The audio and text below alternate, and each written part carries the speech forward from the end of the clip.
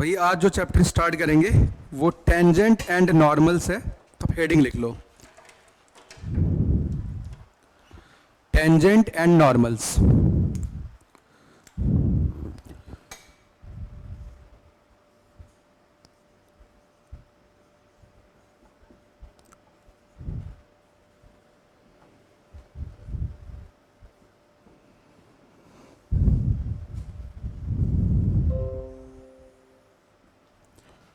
देखिए अब तक जो भी आप टेंजेंट एंड नॉर्मल्स पढ़े होंगे पहले, या फिर देखा होगा, लाइक जैसे सर्कल पे देख लिया, टेंजेंट का इक्वेशन, पैराबोला पे देख लिया, एलिप्स पे देख लिया।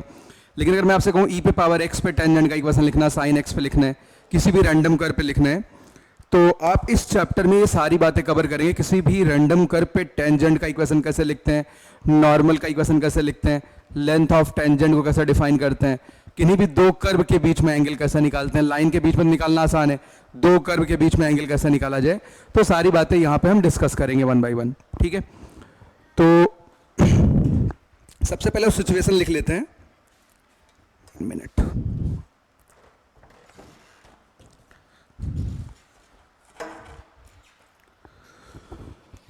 तो देखो साथी, आपके पास सपोज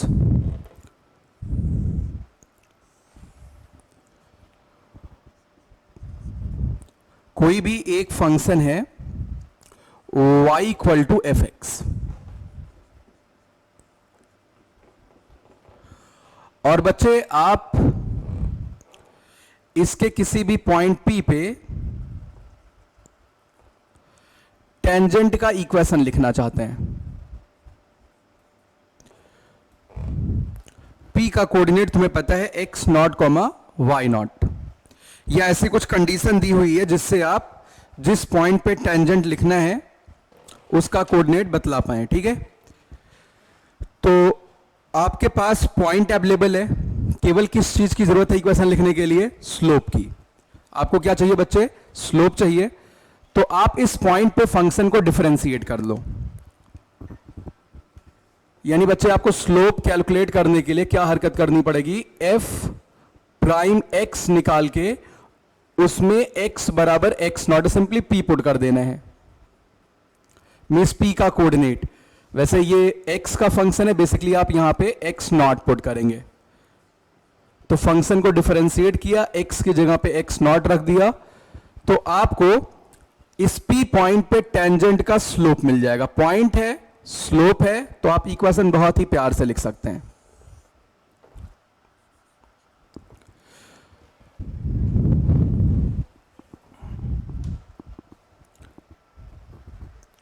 ठीक है भाई, कोई दिक्कत तो नहीं यहां तक? तो बच्चे इक्वेशन ऑफ टेंजेंट कैसे लिखेंगे? y minus Y not equals, अच्छा यहां पे एम टी लिख लें, कोई दिक्कत तो नहीं है। ये t क्या बतला रहा है? टेंजेंट का स्लोप है। x minus X not, this is equation of tangent. ये सब आपको याद नहीं रखना है, और काफी ऑब्वियस भी है, इसमें कोई मेहनत नहीं करनी पड़ रही है। This is equation of tangent. Equation of tangent at P।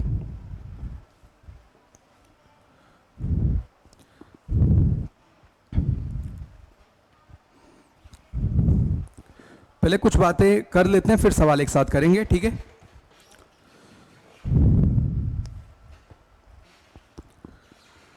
अब बच्चे आप गौर करना, यहां पे आपने टेंजेंट का इक्वेशन लिख लिया।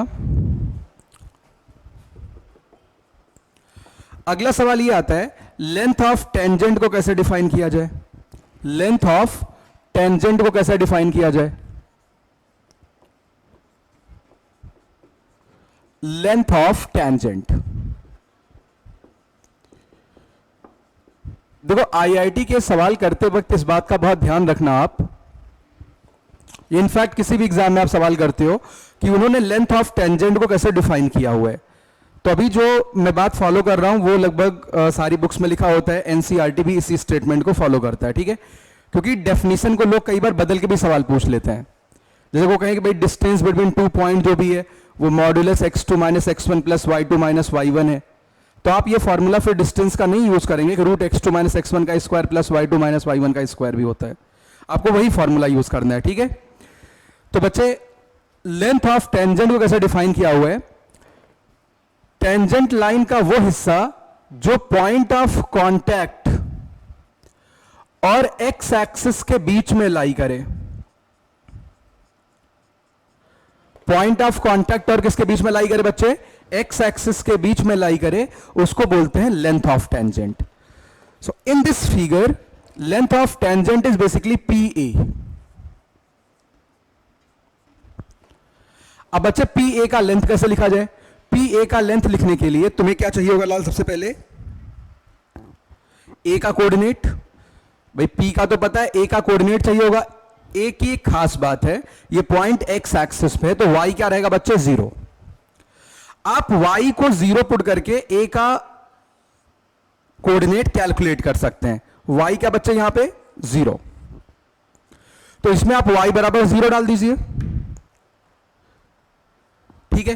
तो X कितना आएगा, x not minus Y not by M T, right. आप ये अपने आप से लिखिए भाई, ये आएगा x not minus Y not divided by M T. बोलो भाई साथी, ये बात समझ आई। आपके पास बच्चे P का कोऑर्डिनेट है, A का कोऑर्डिनेट है, तो क्या आप डिस्टेंस फॉर्मूले की मदद से PA कैलकुलेट कर सकते हैं। तो भाई डिस्टेंस फॉर्मूला यहां पे यूज करते हैं, under root x2 minus x1 का होल स्क्वायर,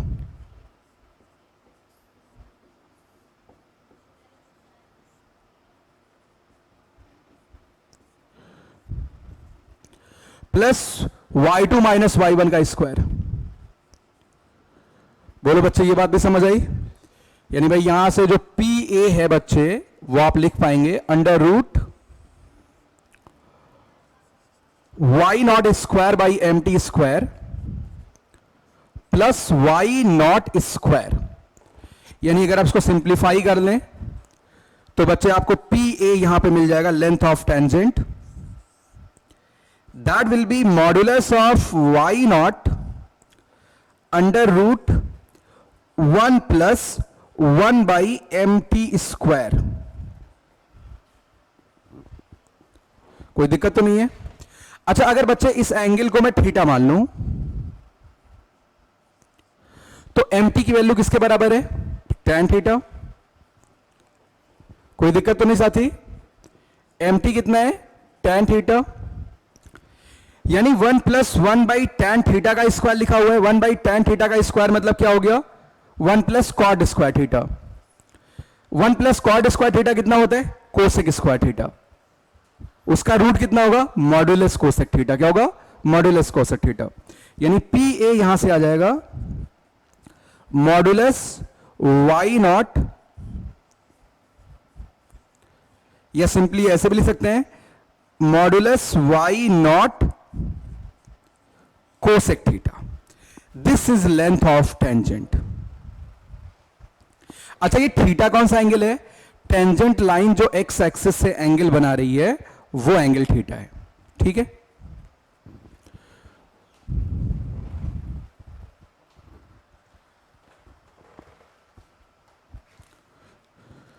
तो इक्वेशन ऑफ टेंजेंट लिख लिया, लेंथ ऑफ टेंजेंट लिख लिया।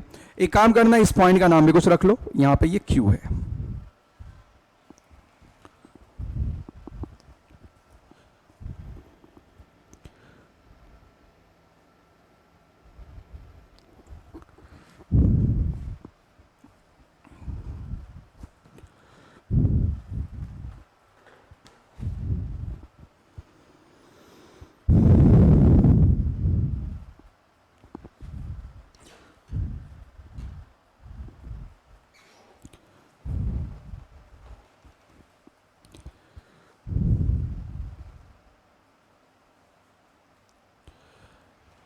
तो अभी तक दो बातें पता चली, एक तो अपने पास आया इक्वेशन ऑफ टेंजेंट और दूसरा आ गया length of tangent.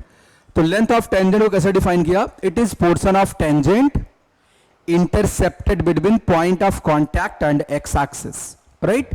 It is portion of tangent intercepted between point of contact and x axis. चलिए आगे चलते हैं। अब यहां पे बच्चे लगे हाथ एक और बात सीख लेते हैं।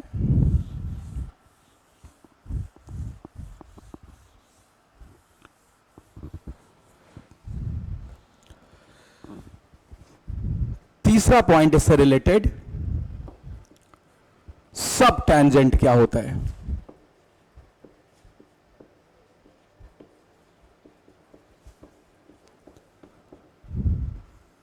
सब टेंजेंट, तो बच्चे जो आपके पास लेंथ ऑफ टेंजेंट है, अगर आप लेंथ ऑफ टेंजेंट का एक्स एक्सिस पे रिफ्लेक्शन लेते हो, लेंथ ऑफ टेंजेंट का अगर आप एक्स एक्सिस पे रिफ्लेक्शन लेते हो, तो this is basically known as sub tangent.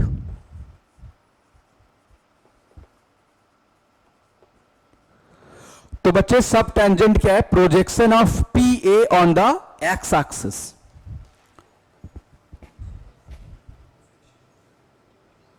Projection of PA on x axis. You can see in this figure, projection of PA on x axis is AQ. क्या बच्चे? AQ। अच्छा, projection कैसे निकालते हैं? जैसे आपको AP का x एक्सिस पे प्रोजेक्शन निकालना है, तो आप P से x एक्सिस पे एक परपेंडिकुलर बनाएंगे। अच्छा, मान लो ऐसी सिचुएशन हो, मेरे पास सपोज ये कोई लाइन है और इस लाइन का इस लाइन पे प्रोजेक्शन निकालना है, तो आप दोनों टर्मिनल का इस पे क्या करेंगे भाई? यहां से परपेंडिकुलर ड्रॉप करेंगे। सॉरी, दोनों टर्मिनल से बच्चे आप यहां पे क्या ड्रॉप करेंगे? परपेंडिकुलर। और लास्ट जो ये लेंथ आएगा, यही आपका हो जाएगा प्रोजेक्शन। यहां पे क्योंकि एक एंड एक्स एक्सिस से मिल रहा था, तो यहां से भाई परपेंडिकुलर ड्रॉप करने की गुंजाइश है नहीं, तो हमने परपेंडिकुलर यहां से ड्रॉप किया और यही लेंथ क्या हो जाएगा? Length of projection. ठीक है, तो projection of PA on x axis जो भी है वो सब टेंजेंट होगा। और बच्चे यही वैल्यू किसके बराबर आ रही है? ए क्यू के बराबर आ रही है। तो यहां सब टेंजेंट की वैल्यू लिख लेते हैं भाई।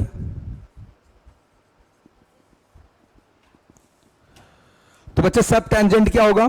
ए क्यू का लेंथ निकालना है आपको, क्यू का कोऑर्डिनेट पता है लाल, x not comma zero, sorry x not comma क्या है? जीरो है।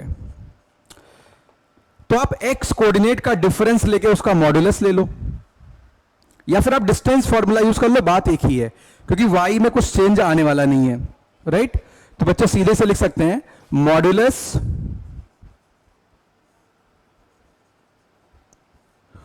Y not divided by M T, right.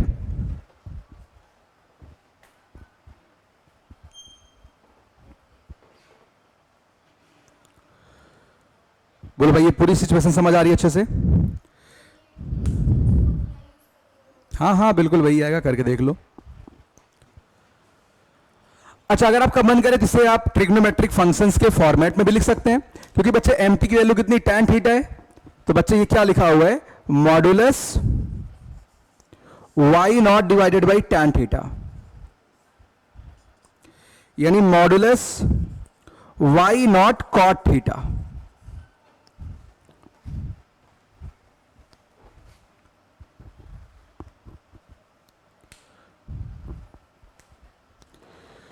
ठीक है भाई, इतनी बात समझ आ गई?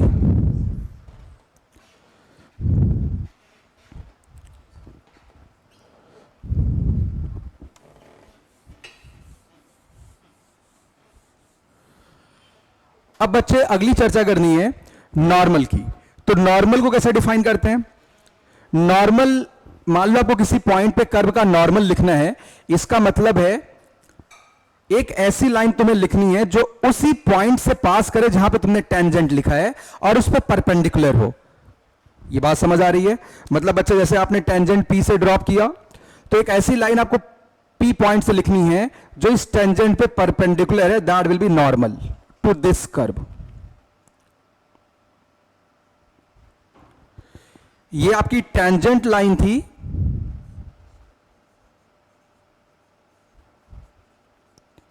और बच्चे ये कौन सी लाइन है? नॉर्मल वाली।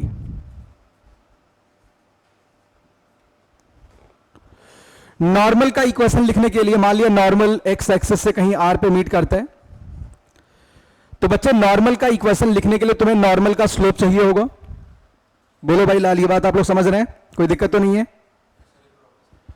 देखो आपको नॉर्मल चाहिए, नॉर्मल को डिफाइन कैसे करते हो? मान लो सर्कल का नॉर्मल आपने सुना होगा, किसी और कर्व का नॉर्मल, नॉर्मल को डिफाइन कैसे करते हैं? नॉर्मल एक ऐसी लाइन होती है जो टेंजेंट के परपेंडिकुलर होती है, और वो टेंजेंट कहां पे ड्रॉ किया जाता है? जहां पे तुम नॉर्मल खींच रहे हो।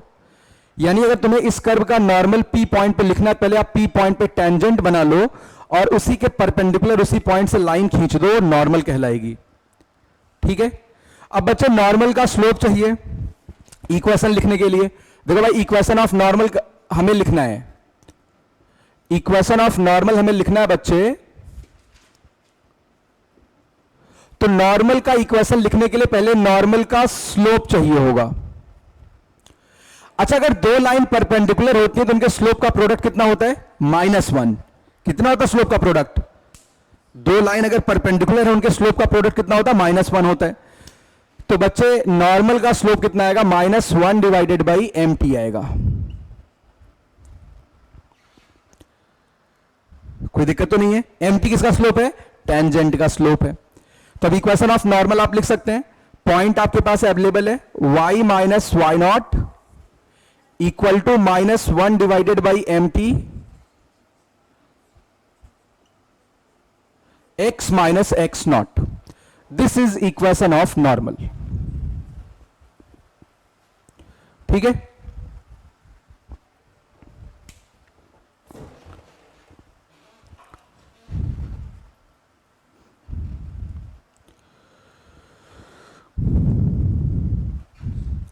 अब बारी आती है नॉर्मल के लेंथ की। तो बच्चे नॉर्मल के लेंथ को कैसे डिफाइन करेंगे? वैसे ही पॉइंट ऑफ कांटेक्ट और एक्स एक्सिस के बीच की दूरी, मतलब नॉर्मल आपने जिस पॉइंट पे खींचा है और जहां पे नॉर्मल एक्स एक्सिस से मिल रहा है, दोनों पॉइंट के बीच की दूरी जो डिस्टेंस है वही बच्चे क्या कहलाएगा? Length of normal. So in this picture you can see कि भाई लेंथ ऑफ नॉर्मल ये वाला लेंथ हो जाएगा। समझ गए साथी? अब ये लेंथ लिखने के लिए तुम्हें पहले आर का कोऑर्डिनेट चाहिए होगा। क्या चाहिए होगा? आर का कोऑर्डिनेट।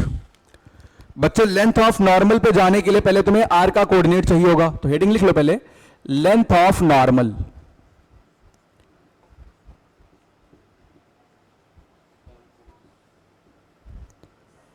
तो बच्चे जहां पे ये नॉर्मल लाइन एक्स एक्सिस से मीट कर रही है वहां पे y क्या होगा? 0। y को 0 पुट कर दो तो आपको r का कोऑर्डिनेट मिल जाएगा। तो बच्चे आप चेक करिए, r का कोऑर्डिनेट आ रहा होगा x not plus y not mt comma 0। y तो 0 पुट किया था। बोलो भाई, ये बात समझ आ रही है? तो बच्चे क्या आप डिस्टेंस फॉर्मूला यूज करके लेंथ ऑफ नॉर्मल लिखा जा सकता है? तो लिखते हैं भाई यहां पे length of normal. Length of normal बच्चे पी आ रहा है इस पिक्चर में, ये होगा square root of y2 minus y1 का स्क्वायर, यानी y not square mt square.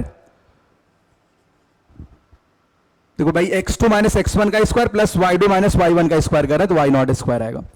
तो बच्चे पी आर आप लिख सकते हैं यहां से modulus y not under root, जब आप y नॉट स्क्वायर यहां से बाहर निकालेंगे मॉड y नॉट आएगा, राइट बच्चे, 1 प्लस mt स्क्वायर आएगा। mt स्क्वायर, mt की वैल्यू कितनी थी लाल? tan थीटा, याद आ रहा है आपको ना? अरे भाई कोई दिक्कत तो नहीं है? तो under root 1 plus tan square theta आ जाएगा। अब 1 प्लस tan स्क्वायर थीटा क्या होता है? Second square theta. तो यहां पर बच्चे पी आर आएगा modulus y not second theta.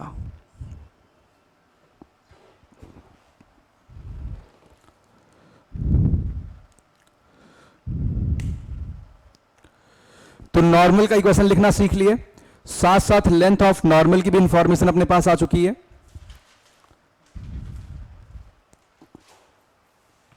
अच्छा, ये थीटा कौन सा? नॉर्मल वाला है? नहीं नहीं नहीं, थीटा कौन सा एंगल है? जो टेंजेंट लाइन एक्स एक्सिस के साथ बना रही वो एंगल थीटा है। मैंने और कोई एंगल यहां मेंशन नहीं किया जानबूझ के। तो वैसे ज्यादातर डीलिंग आपको एमटी से कर लेना चाहिए, नहीं तो फिर यहां से कई बार कंफ्यूजन होना शुरू हो जाता है, जल्दी जल्दी में नॉर्मल वाला एंगल ले लिया तो गलत हो जाएगा। यहां तक कोई डाउट तो नहीं है? अब बच्चे अगला पॉइंट, जैसे आपने सब टेंजेंट डिफाइन किया था वैसे यहां पे सब नॉर्मल आएगा। तो सब नॉर्मल को बच्चे कैसे डिफाइन किया जाए? सब नॉर्मल ये वाला लेंथ है, मतलब नॉर्मल के लेंथ का आप एक्स एक्सिस पे प्रोजेक्शन ले लो बच्चे, तो जो लेंथ आता है दैट विल बी सब normal.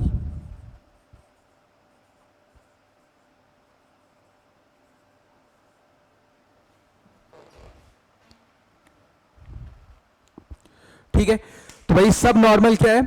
It is projection of length of normal on the X axis. चलिए भाई ये वाली बात भी कर लेते हैं, अब फिर सवाल करेंगे इन 3 पॉइंट के ऊपर।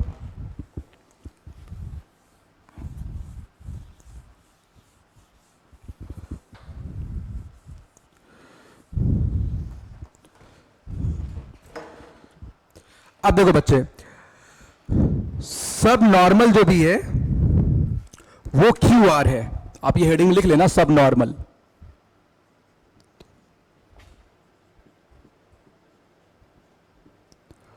तो साथ ही इस पिक्चर में क्यू आर सब नॉर्मल है, तो लेंथ लिखते हैं भाई क्यू आर का। तो बच्चे क्यू आर का लेंथ कितना आ जाएगा? आप डिस्टेंस फॉर्मूला यूज करिए, सीधे एक्स कोऑर्डिनेट के डिफरेंस का मैग्नीट्यूड ले लो। बोलो भाई ये बात समझ आ रही है ना? वाई नॉट एम टी का मैग्नीट्यूड, या आप ऐसे भी लिख सकते हैं magnitude of Y not tangent theta. ठीक है, कोई समस्या तो नहीं है? ये सब नॉर्मल का लेंथ आ गया, यानी ये प्रोजेक्टेड लेंथ आपने कैलकुलेट कर लिया।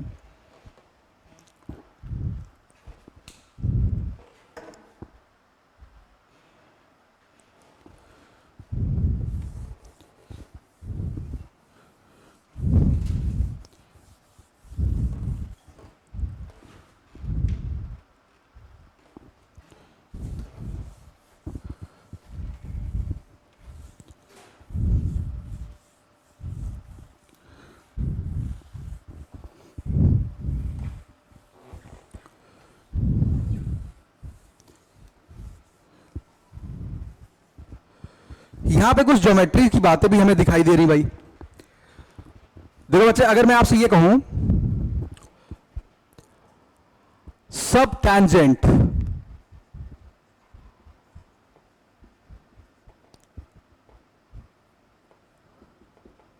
टैंजेंट और सब नॉर्मल को आप मल्टीप्लाई कर दो, देखिए जरा आप मल्टीप्लाई करके क्या मिल रहा है भाई, ये आप नोट बना के लिखना। सब टेंजेंट और सब नॉर्मल को बच्चे मल्टीप्लाई करो। देखो भाई सब टेंजेंट का लेंथ क्या आया था बच्चे? Modulus Y not upon M T. बोलो भाई ये बात समझ आ रही है? सब नॉर्मल क्या है? Y not M T. दोनों को बच्चे मल्टीप्लाई करेंगे तो एम टी और एम टी क्या हो जाएगा? कट हो जाएगा। होगा कि नहीं होगा? तो यहां से आपको वाई नॉट के मैग्नीट्यूड का स्क्वायर मिल जाएगा। स्क्वायर में मॉड का कोई मतलब होता नहीं, तो वाई नॉट स्क्वायर आ जाएगा।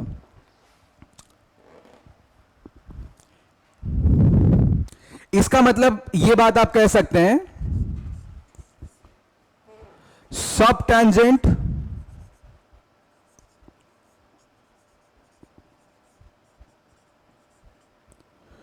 कॉमा ऑर्डिनेट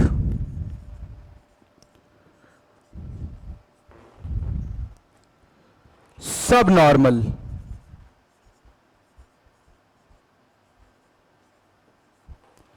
आर इन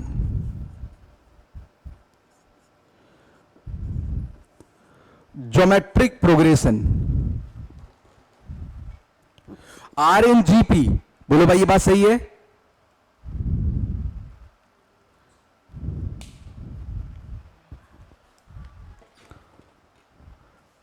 भाई ये वाली सिचुएशन है, जैसे मैं कहूं ए बी सी जीपी में है, तो इसका मतलब कॉन्स्टिट्यूटिव टर्म्स के रेशियोज क्या होते हैं, सेम होते हैं। तो बी स्क्वायर क्या आ जाता है, ए सी आ जाता है। तो sub tangent, sub normal and ordinate are in GP of course, क्योंकि ऑर्डिनेट का स्क्वायर, ऑर्डिनेट कहे तो वाई कोऑर्डिनेट का स्क्वायर किसके बराबर आता है, सब टेंजेंट इंटू सब नॉर्मल। ये ऑर्डिनेट किस पॉइंट का, जिस पॉइंट पे तुमने टेंजेंट और नॉर्मल खींचा था उस पॉइंट का ऑर्डिनेट। ठीक है, ये बात भाई याद रहेगी आपको। बोलो जी, कोई डाउट तो नहीं है?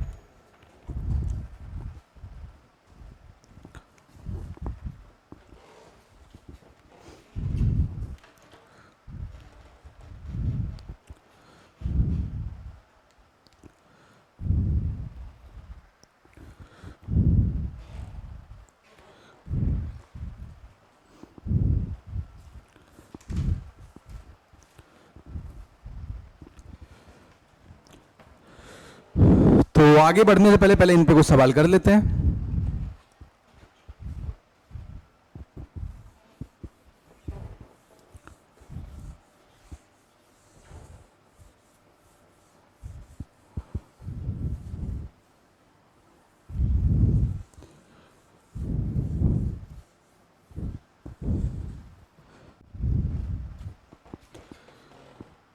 लिखो बच्चे, क्वेश्चन लिखो।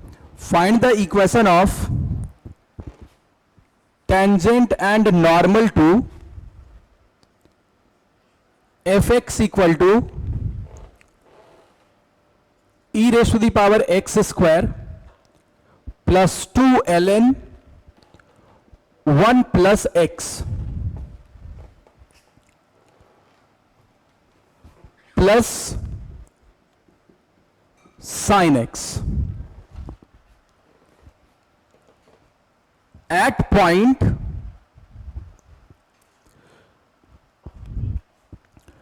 where it meets with the y axis।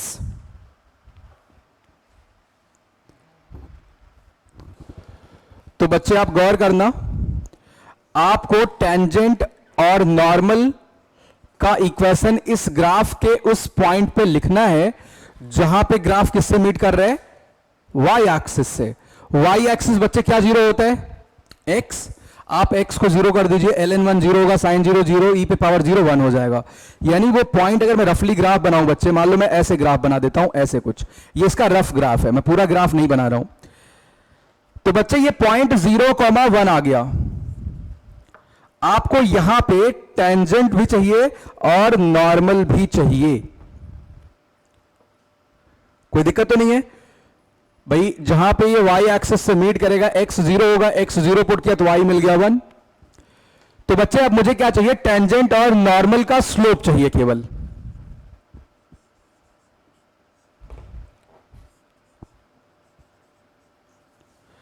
Tangent और नॉर्मल का क्या चाहिए बच्चे, स्लोप चाहिए।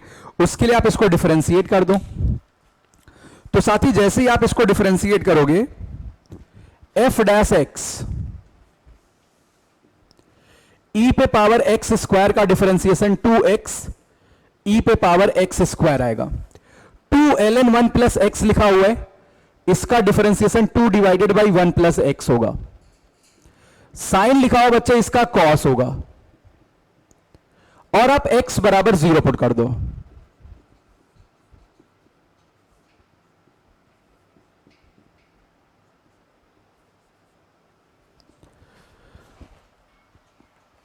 ठीक है, यानी टेंजेंट का स्लोप mt आपको मिल चुका है, mt की वैल्यू 3 आ रही है।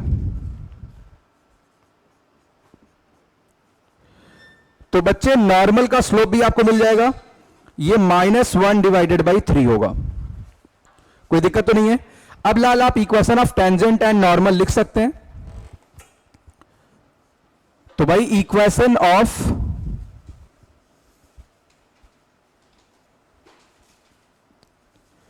टेंजेंट बच्चे यहां से आप लिख पाएंगे y minus 1 equals 3 into x minus 0। तो बच्चे y बराबर आएगा 3x plus 1। Equation of normal लिखना है।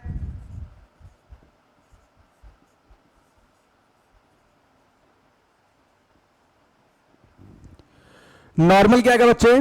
y minus 1 equals -1 divided by 3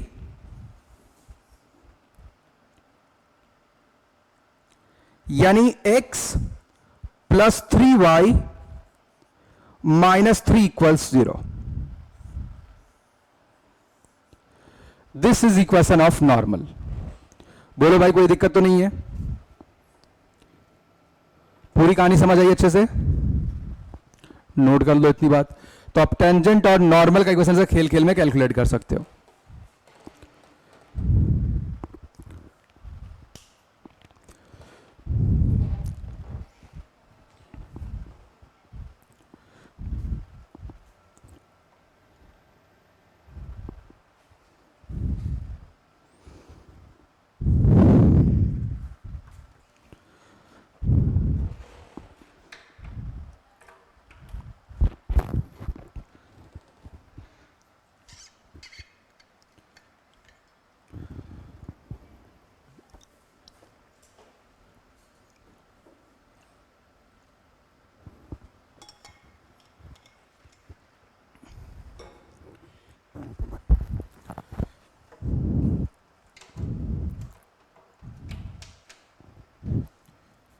चलिए भाई, नेक्स्ट प्रॉब्लम की तरफ बढ़ते हैं।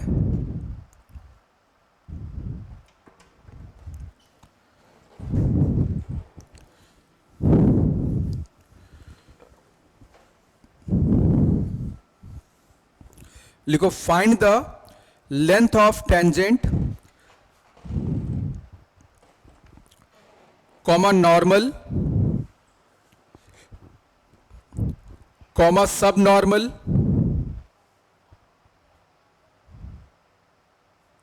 and subtangent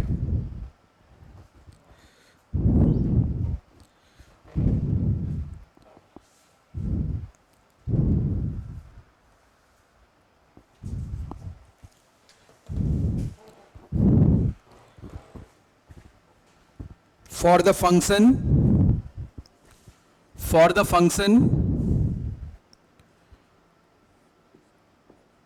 fx equal to sin x plus sin 2x plus sin 3x divided by cos x cos 2x plus cos 3x at point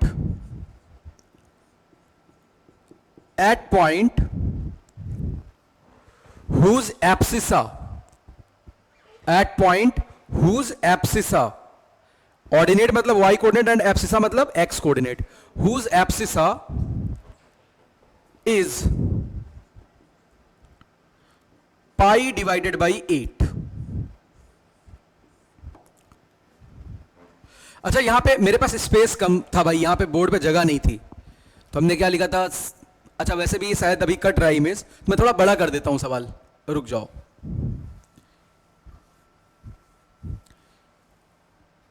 दूसरी जगह लिख लेते हैं क्योंकि ये प्रॉपर विजिबल नहीं था वहां पे।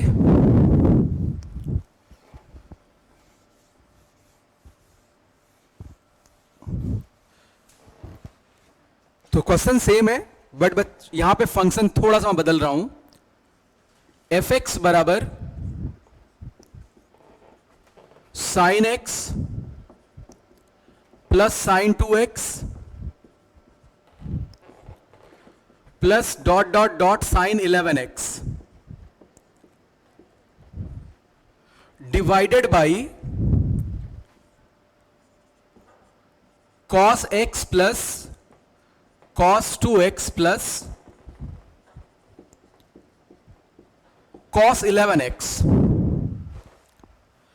at point whose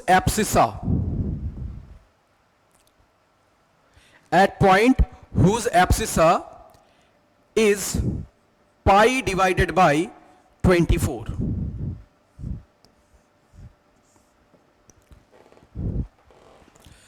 अच्छा, कल डिफरेंशिएशन वाली क्लास में क्या सीखा था बच्चे कि साइन एन बीटा बाई 2 वाला टर्म तो कट जाएगा, कुछ याद आ रहा है? तो क्या आता था? tan alpha plus n minus 1 beta by 2 आता था, याद आ रहा है ना? तो आप सीधे इसकी वैल्यू लिख सकते हैं, ये बच्चे सिंप्लीफाई करने पे आएगा tan alpha plus n minus 1 का मतलब बच्चे 11 माइनस 1 बीटा बाई 2, यानी 5 प्लस 1 6 हो जाएगा। तो बच्चे यहां पे tan 6x आएगा। तो फंक्शन बहुत आसान सा आ गया। अब पूरी बात समझ आ रही है? ये पूरा सिंप्लीफाई करने पे कितना आ गया बच्चे? tan 6x। तो भाई अब इस फंक्शन के लिए आपको ये वाली बात करनी है। तो बच्चे सबसे पहले मुझे मान लो tan 6x का ग्राफ नहीं आता, यहां पे ग्राफ का कोई रोल नहीं है, वैसे ये वाला ग्राफ हम बना सकते हैं बट कोई रिक्वायरमेंट नहीं भाई। तो बच्चा मैंने रफली इसका ग्राफ लिया tan 6x का, मैंने कहा भाई मान लो ऐसा कुछ ग्राफ है, ये पॉइंट जो भी है जिसका एप्सिसा पाई बाई 24 है, एप्सिसा पाई बाई 24 है, ये देखो भाई ध्यान देना,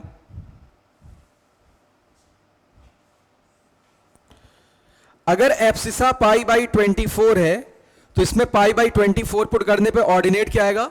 1। कोई दिक्कत तो नहीं है?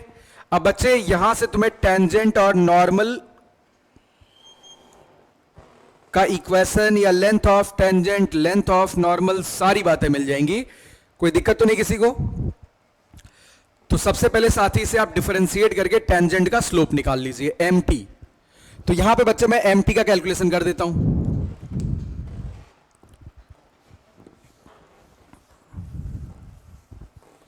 यहां बच्चे आप mt का कैलकुलेशन कर लो।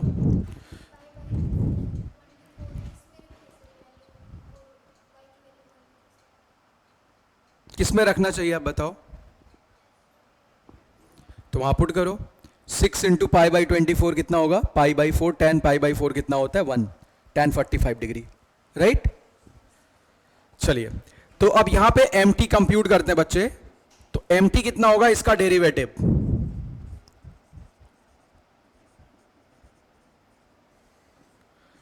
और बच्चे किस पॉइंट पे आप कैलकुलेट कर रहे हैं डेरिवेटिव? पाई बाई 24 एप्सिसा के लिए, यानी 6 सेकेंड स्क्वायर 6x आ जाएगा। बच्चे सेकेंड स्क्वायर 45 आएगा, इसकी वैल्यू 2 होती है, तो 6 इंटू 2 कितना आ गया? 12। ये रहा लाल टेंजेंट का स्लोप। कोई दिक्कत तो नहीं है? तो पहली बात, इस पॉइंट का नाम आप P मान लो, ये बच्चे A है और ये B है। चलो, तो पहला कैलकुलेशन करते हैं, length of tangent, length of tangent, बोलो बच्चे लेंथ ऑफ टेंजेंट क्या था? y not by M T, क्या था? और बच्चे y नॉट कितना है? 1, तो 1 डिवाइडेड बाई कितना आ जाएगा? 12। बोलो भाई ये बात समझ आ रही है? फिर बच्चे क्या निकालना है? लेंथ ऑफ नॉर्मल, ये क्या था बच्चे? y not into M T. अरे ये सब गलत है, ये लेंथ ऑफ क्या लिखा हुआ है? तुम लोग ध्यान से सुन नहीं रहे हो। सब टेंजेंट, चेक करो अपनी कॉपी में, लेंथ ऑफ सब टेंजेंट बच्चे क्या था? 1 y not divided by M T, और सब नॉर्मल का लेंथ था y नॉट एम टी। बहुत खतरनाक, अभी पढ़े अभी भूल गए।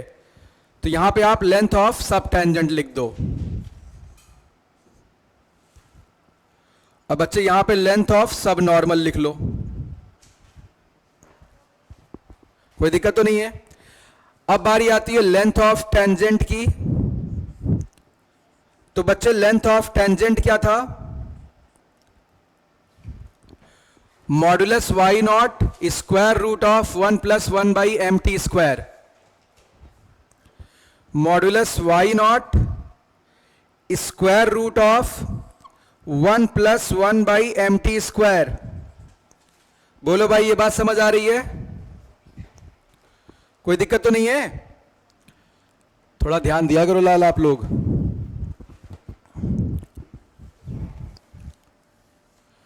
तो सिंप्लीफाई करने पे लेंथ ऑफ टेंजेंट बच्चे तुम्हें मिल जाएगा, ये किसके इक्वल आएगा, square root of 145 divided by 144।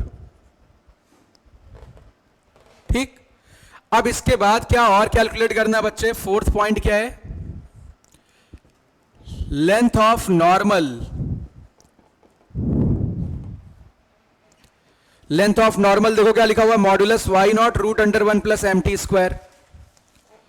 तो बच्चे वाई नॉट 1 है, अंडर रूट 1 प्लस, इतनी जल्दी कैसे कोई भूल सकता है, अभी भी लिखा कॉपी में, इसको भी पलट तुम्हें 4 बार देखना पड़ रहा है, 145। ठीक है, तो भाई इस तरीके से आपने सारे कैलकुलेशन किए। किसी भी साथी का, व्यक्ति विशेष का कोई डाउट तो पूछ सकता है।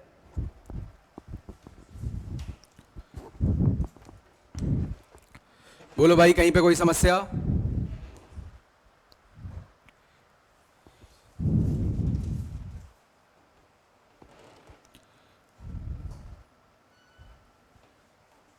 ठीक है, तो अगली क्लास में हम इसी चैप्टर में आगे बढ़ेंगे।